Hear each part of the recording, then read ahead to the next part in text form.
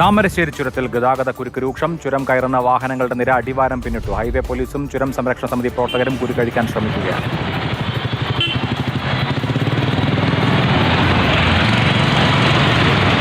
Block മേലൊക്കെ കയറിപ്പോകുന്നത് ഇങ്ങനെ കൈതപ്പോയിൽ ഇരുമ്പ് പാലം കഴിഞ്ഞു, കൈതപ്പോയിൽ എത്താറായി. ഇതേ രീതി കിടക്കുകയാണ്. കുറേശ്ശെ കയറിപ്പോണ്ട്. ചുരത്തിലെ ബ്ലോക്കോ കാര്യങ്ങളൊന്നുമില്ല. ഓക്കെ, വേറെ ബ്ലോക്കില്ല. ഈ ബ്ലോക്കില്ല, 2 ലൈൻ്റെ തടസ്സം മാത്രമേ ഉള്ളൂ. മാറി. അഞ്ജന സുകുമാരൻ വിവരങ്ങളുമായി. അഞ്ജന, ന്യൂ ഇയർ കഴിഞ്ഞിട്ടുള്ള ആദ്യത്തെ വീക്കെൻഡ് വരികയാണ്. വയനാട്ടിലേക്ക് ധാരാളം ടൂറിസ്റ്റുകൾ എത്തുന്ന ദിവസങ്ങളായിരിക്കും. എന്തുകൊണ്ട് ഇത്ര രൂക്ഷമായ ഗതാഗത കുരുക്ക്? ചുരത്തിലെവിടെയെങ്കിലും മണ്ണിടിച്ചിലുണ്ടായിട്ടുണ്ടോ? ചുരത്തിലേതായാലും അനിഷ്ട സംഭവങ്ങളൊന്നും ഇതുവരെയും റിപ്പോർട്ട് ചെയ്തിട്ടില്ല. ഇതിപ്പോൾ അവധിക്കാലമായതുകൊണ്ട് തന്നെ വയനാട് ടൂറിസം മേഖലയിലൊക്കെ ശക്തിപ്പെട്ടിരിക്കുകയാണ്. അപ്പോൾ അങ്ങോട്ടേക്കുള്ളൊരു ഒഴുക്കാണ് ആളുകളുടെ ഇത്തരത്തിൽ താമരശ്ശേരി ചുരത്തിൽ ഈ ഗതാഗത കുരുക്ക് രൂക്ഷമാകാൻ കാരണമായിരിക്കുന്നത്.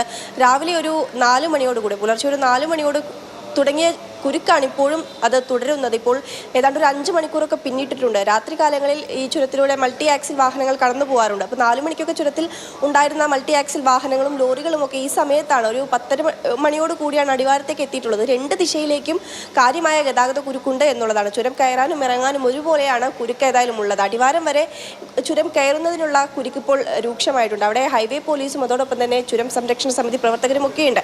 അവർ ഈ കുരുക്കഴിക്കുന്നതുമായി ബന്ധപ്പെട്ട് അവിടെ നടപടികളൊക്കെ എടുക്കുന്നുണ്ട്. പക്ഷേ അവധിക്കാലമാണ്. ഇന്നിപ്പോൾ മന്നം ജയന്തി പ്രമാണിച്ച് അവധിയാണ് വരുന്നത്. ശനിയും ഞായറും ദിവസങ്ങളൊക്കെയാണ്. അപ്പോൾ ഊട്ടിയിലേക്കും വയനാടേക്കുമുള്ള ഒരുപാട് ആളുകൾ ഇത്തരത്തിൽ യാത്ര ചെയ്യുന്നതാണ് ഇത്തരത്തിലൊരു കുരുക്ക് രൂക്ഷമാകാൻ കാരണം. മാത്രമല്ല, ഈ ചില വാഹനങ്ങൾ, ചില കാറുകാരുമൊക്കെ ഈ ഒരു കുരുക്കിലൂടെ അത് നിയന്ത്രണ വിധേയമായി എടുത്തുകൊണ്ട് പോകുന്നത് വണ്ടികൾ ഇറങ്ങി വരുന്നതിന് ഒരു പ്രയാസം സൃഷ്ടിക്കുന്നുണ്ട്. അപ്പോൾ അത്തരക്കാരെയൊക്കെ പറഞ്ഞ് മനസ്സിലാക്കി അവിടെ നിന്ന് വാഹനങ്ങളൊക്കെ എടുത്തു മാറ്റി ആ ഒരു കുരുക്കഴിക്കുകയാണ് ഇപ്പോൾ ഹൈവേ പോലീസും ചുരം സംരക്ഷണ പ്രതിനിധികളും.